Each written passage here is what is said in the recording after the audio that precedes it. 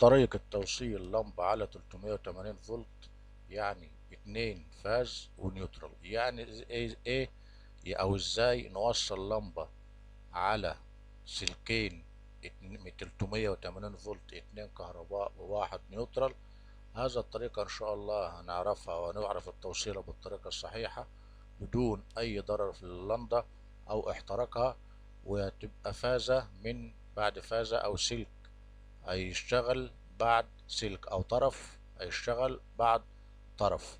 وهتقول طب ليه يعني، وايه الغرض من هذه التوصيلة؟ هذه التوصيلة هتكون هي توصيلتها على لمبتين زي توصيلتها على منزل 380 ونيوترال، بس احنا هنمثل هذه التوصيلة على لمبة، وهنعتبر اللمبة ديتي تتمثل في شقة او تتمثل في لمبة زي ما انتم شايفين.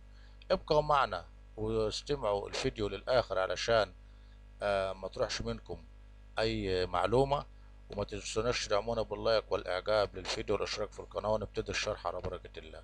بسم الله الرحمن الرحيم. معكم ابو السعد، فكرة ومعلومات لشرح وتعليم الكهرباء للمبتدئين. النهارده زي ما احنا شايفين كده، انا عملت التوصيلات وجهزتها علشان ما بحبش اطول في الفيديو، وهنشرح التوصيلة واحدة واحدة، ولازما تركزوا معانا في الفيديو وما تقدموش الفيديو ولا ثانية. عندنا هنا ده عمود الكهرباء في التلاتة فاز والنيوترال زي ما احنا شايفينه متعودين.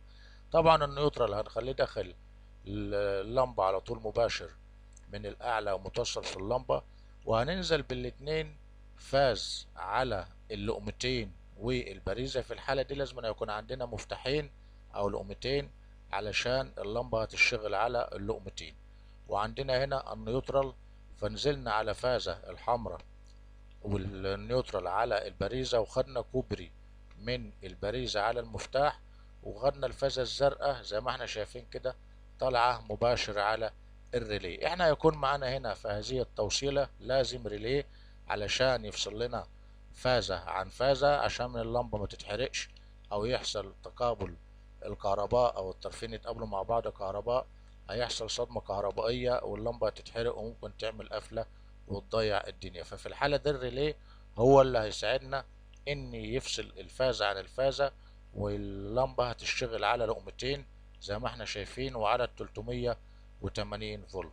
طيب احنا خلينا في الفازة الحمراء، نزلنا على باريزة خدت ارض وكهرباء او نيوترال وكهرباء، وخدنا كوبري من الباريزة على المفتاح، وخارج المفتاح ده رايح على الكويل بتاع الريلي. احنا عندنا كويل الريلي 2 و10، رقم 2 ورقم 10، والريلي ده بيتمثل في القاعدة ديت، والارقام ديت اللي موجودة دي كلها هتلاقيها هي من الاعلى ومن الاسفل في القاعدة بتاع الريلي، بس احنا بنشرح على مخطط الريلي علشان تبقى كل حاجة ظاهرة.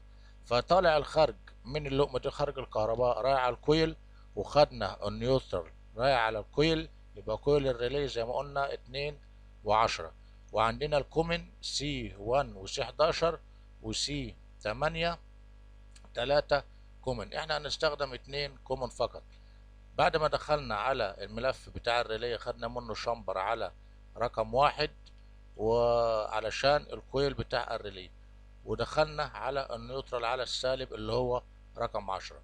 طيب في حالة ما نفتح المفتاح ده ايه اللي هيحصل؟ هيوصل الكهرباء الى كويل الريلي، والريلي هيشتغل. النقطة ديتي اللي هي الكومن بتاع رقم 1 هيقفل مع رقم 3. رقم 3 خدنا منه مخرج على اللمبة، يبقى احنا فتحنا اللمبة، النقطة قفلت والريلي اشتغل وراح منور لنا اللمبة. طب والفازة التانية ايه اخبارها؟ الفازة التانية وصلناها الزرقاء دخلت على رقم 11، والرقم 11 ده بتبقى في حالة الريلي ما هو متوقف بتبقى النقطة متصلة، وفي حالة الريلي ما بيبقى شغال وصل له كهرباء بتفصل النقطة عن رقم 8، يعني كومن 11 متوصل مع رقم 8. في حالة أنا فتحت دوست على اللقمة ديت وشغلت اللمبة بيفصل لي الريلي اوتوماتيكيا عن الفازة اللي هي الزرقاء أو المخرج الأخضر ده اللي هو رايح للقمة دي. احنا خرجنا من كومن 11، دخلنا بالفازة الزرقاء على كومن 11، وخرجنا من رقم 8 على اللقمة التانية. احنا عندنا هنا لقمتين، وخدنا المخرج من اللقمة التانية ديتي على برضو اللمبة، يبقى كده اللمبة رايح لها فردتين ايه، فردتين كهرباء. بس في حالة ما بتفتح اللقمة دي الكومن بيفصل عن رقم 11 اللي هو واصل للقمة ديتي اللي هي رايحة لللمبة. طيب انا قفلت اللقمة دي، اللي بيحصل الكهرباء بتوصل الى كومن 11 وبتخرج من رقم 8 وبتوصل للقمة دي. طب هل اللمبة كده هتنور لو انا قفلت الكهرباء من هنا؟ اللمبة ديتي انا عملت لها لقمة تانية ليه؟ علشان برضو تقدر تتحكم فيها، برضو تفتح وتقفل من اللقمة ديتي. طيب لزوم الريلي، لزوم الريلي ان ممكن واحد يخطأ ويروح من دايس على اللقمتين ويفتح اللقمتين، هيوصل كهرباء مباشرة لللمبة، والكهرباء هتتقابل مع بعضها هنا، هيحصل شورت سيركت وهتعمل قفلة وتبقى مشكلة، او ممكن اللمبة ما تنورش او يحصل اي مشكلة. فاحنا اختصرنا وعملنا لقمتين بحيث ان فتحت دي وفتحت ديتي اللمبتين، هيبقى الريلي هيبدل الكهرباء وهيشغل لي طرف واحد هيوصل لللمبة، واللمبة هي هتنور بدون اي مشكلة. طيب قفلت اللقمتين من الاسفل، برضو الريلي هيحول لطرف واحد اللي هو الاحمر ويشغل اللمبة بدون اي مشكلة. طب لو عملنا التوصيلة دي للشقة، هي نفس التوصيلة ديت، يعني اعتبر اللمبة ديت هي الشقة او المنزل، وهنغير بدل ما هم لقمتين فتح وقفل، لا هيبقوا مفتاحين 2 قاطع سلكة بليكر على حسب حمل الشقة. ممكن يبقى القطعين 16 امبير او 20 امبير على حسب كبر الشقة وحمل الشقة، لان هيبقى القطعين دول قطعين رئيسيين موصلين، يعني قطعين عمومي بمعنى الاصح على طول بعد العداد.